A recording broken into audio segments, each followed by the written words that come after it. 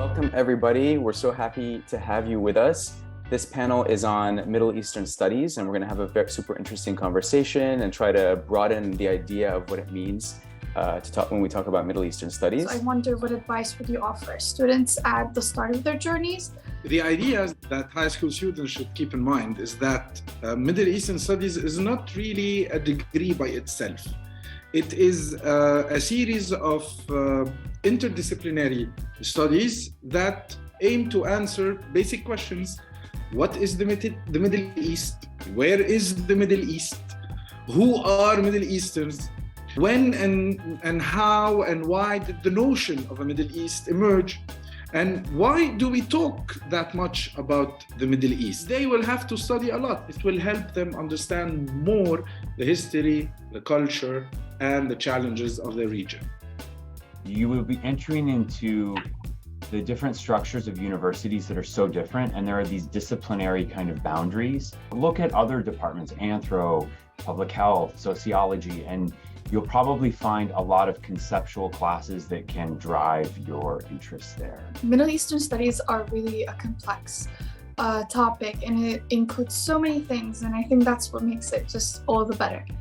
What advice do you have for how my generation of students can use new technology to learn more and inform their peers as well? The idea is to think about social media as one of the main outlets of communication. This is the time when we can use this very engaging platform to represent ourselves in our own terms, in our own perspectives and narratives, and to reclaim. So use social media heavily, produce narratives, and put them there for everyone to see.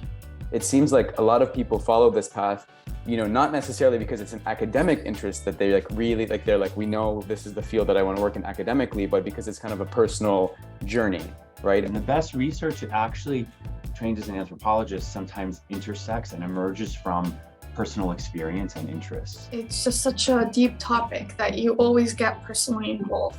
Number one, higher education is changing a lot, and also these digital kinds of ways of thinking and collaborating sometimes aren't fully represented yet. So the more you push it yourself, the better. Middle Eastern heritage as part of a global network. It has always been in history a region that is interconnected.